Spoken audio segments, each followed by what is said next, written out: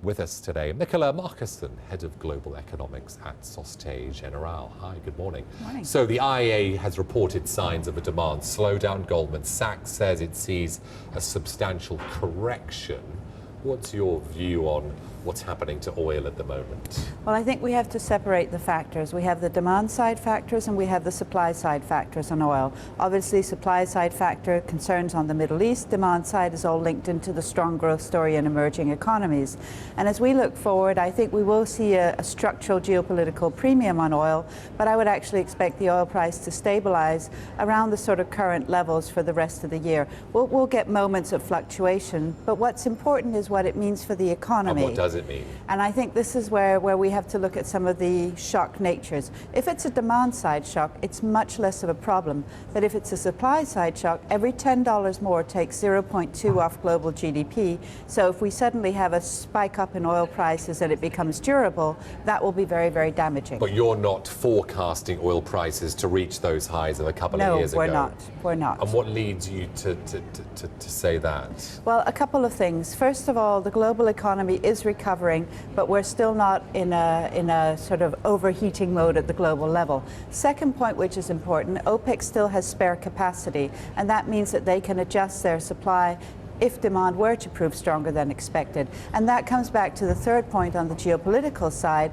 If there is a supply disruption, for example, say in Libya, a more durable one, in that case, OPEC can offset that. So the real elephant in the room here is if we get geopolitical tension spreading into Saudi Arabia or one of the other large producers, that could be very damaging. Another big factor, of course, from high oil prices is the threat of accelerating inflation. Many central banks are dealing with it in different ways.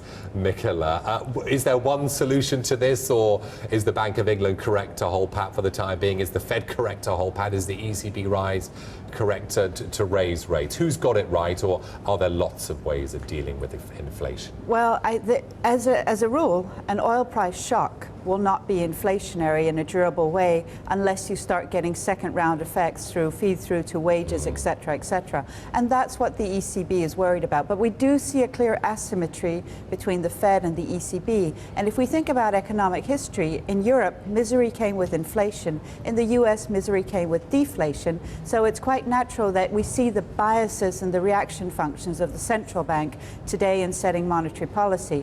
What I think is important, though, is also to remember the fiscal policy dimension. And where the Fed may get it wrong is, I believe they're slow to tighten because they want to lean against a fiscal policy tightening that they're expecting to come through. State and local this year, federal government next year. Obviously, we get Obama this afternoon, get more on that side. But I think that's a real question, because if they fail to tighten fiscal policy, we could get a double mistake in the US of the Fed not tightening and the fiscal policy not being tightened. But of course, the Bank of England is keeping rates unchanged for now. The government is tightening fiscal policies. That's slightly different. So is the bank right to keep rates unchanged? Yesterday's CPI tells us it might well be. Well, I think the bank has time, and it can allow itself to wait and see on what happens here. But I wouldn't be surprised that when we do get to May, the bank will want to hike just a 25 basis point rate hike to signal that it is vigilant on inflation and bring those inflation expectations a little lower. Meanwhile, those BRICS are meeting, of course, with South Africa, Michala, yes. And we've got a big inflation report out of China on Friday. We've had rate hikes, 4 in the last 6 months from China. Has China got a grip of inflation or not? I don't think they do, and I think they'll find it very difficult to get grips with inflation in the way we think about it. Is 2% inflation the right inflation number for China? This is a world we've gotten used to, and I think the answer is no. China's about to go through a tremendous demand side shock, and I think in that process it's very likely that we will get structurally higher inflation in the Chinese economy, and that'll be a normal part of the adjustment process. So what I think will be more important for the Chinese authorities, and I think this is where the Achilles heel is in China, is to get that leverage under control. We do have very strong bank lending growth in China. There are concerns on some of the quality of those loans, and I think that's where the Chinese authorities need to pay attention. I'm joined by Michala Marcussen, Head of Global Economics at Societe Generale. Thanks so much for staying on with us. So China reiterating its support for buying Spanish debt, investing in Spanish banks, I guess yet another sign in many ways of China's growing economic clout in the world. Well, that's obviously one dimension to it, but I also think it's important to recognize that when we look at Spain, this is not just a political move from China. The Spanish economy is actually doing a lot to move ahead in this crisis. You know, when we discuss Spain, I think it's important to keep in mind several points. First of all, overall debt levels in Spain are actually quite modest. So that's the first point to keep in mind when we're looking at the public debt levels. We're just over 60%. So that's quite modest on a European scale, even on a global scale. Second point to keep in mind, Spain has put a lot of fiscal austerity in place. And that's not just winning credibility with China, but also with bond investors. We've seen that the bond markets haven't been treating Spain the same way as the other peripheral countries in Europe. Third point, which is very important, is that Spain has made a lot of efforts to actually get ahead on the banking dimension, putting in place its own evaluations of its banks, asking for recapitalization.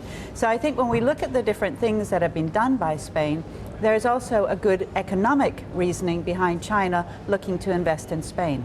But still a lot of concern about the level of debt with the regional banks and with the regions themselves, and perhaps concerns as well about a lack of transparency. We don't yet know the full extent of the losses suffered by Spanish banks. But I'm interested by your choice of words. You're saying that their measures are winning them credibility with China. Will that boost investor sentiment as well, demand for Spanish bonds with investors? Well, when we look at the bond markets today, I think we can already see that investors are not being critical of Spain in the same way as they're being critical of other countries. You know, you just have to compare the Spanish bond yields to the Portuguese bond yields to see the clear distinction the market is making. Now, when we take the European debt crisis in aggregate, yes, there are still pockets of issues around. But I think when we just, you know, wind back the clocks to where we were last year and think of everything that's been put in place, I think the market's really beginning to separate the issues.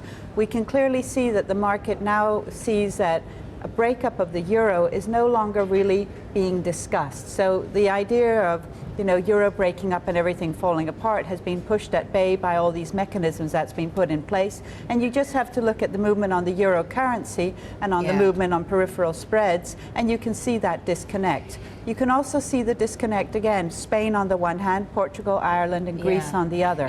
But and speaking of the euro and China's reasoning when it comes to this policy, they have an estimated 1/4 of their $2.85 trillion in foreign exchange reserves invested in the euro. So it isn't in their economic interests, of course, to see the euro suffer. No, but I think what's important is that, you know, if we're comparing public finances in Europe to around the world, you know, Europe doesn't stand out as a case on its own. If we look at public finances in the UK, they're also in quite a dire state. In the US, they're in a dire state. And I would actually say today, in many ways, I'm more worried about the US public finance situation than I am actually about the European public finance situation. And yet they're not being as punished in the bond markets as European countries have. Well, but there are differences. You know, Europe did have the problem. There was no E in EMU, and it is a number of individual national states. So there are very important differences between the two. But I think Europe has started putting this E into the EMU project. But when we look at the United States, I think the concern has to be that nothing is being done in a serious way. We saw the IMF came out and warned on U.S. public finances. Something needs to be done in the U.S. to address the public finance situation there as well. And I think if market sentiment were to shift on the U.S., that would be a very dangerous situation for the world economy. When do you think that could happen? I think that's really something that could happen looking ahead to the sort of 2012 horizon. Obviously, the U.S. has the advantage of holding the world's reserve currency. And when we look ahead, Obama's giving his view tonight on the budget. And I think everyone expects that this year is going to be more about state and local tightening. But next year will be a real test year for the U.S. Likely that they hit the debt reversibility band of the rating agencies. And that will be the time when the markets will really be looking to see what kind of measures the U.S. plan to put in place to tighten fiscal policy there. And would China consider adjusting its holdings of U.S. Treasuries if those necessary measures were not taken? It's important to see that China is holding a majority of its foreign exchange reserves in dollar because of its currency policy. And for that reason, they don't have a choice. If China decides to go off and buy another currency, then they're going to run into trouble on how they're actually managing their own currency policy. So as long as they want to manage their currency against the US dollar, they are forced to buy US dollar assets as part of that currency policy. And a quick one on inflation. We've got a G20 finance ministers meeting on Friday on the sidelines of IMF World Bank meetings in Washington. What are you expecting? Well, I think the real big sort of question for the marketplace will be what they're going to come out and tell us on the regulatory issues and these questions. So to my mind, that will be the real issue. But what will be interesting to see is just how much cooperation they're going to tell us that they want to have an economic policy, because what we have seen is some divergence in the economic policy cooperation as of late. Yeah. So that will be interesting to watch. And very briefly, Michala, will we see any tangible progress on this issue of global imbalances and which countries are posing the greatest risks to the global economy?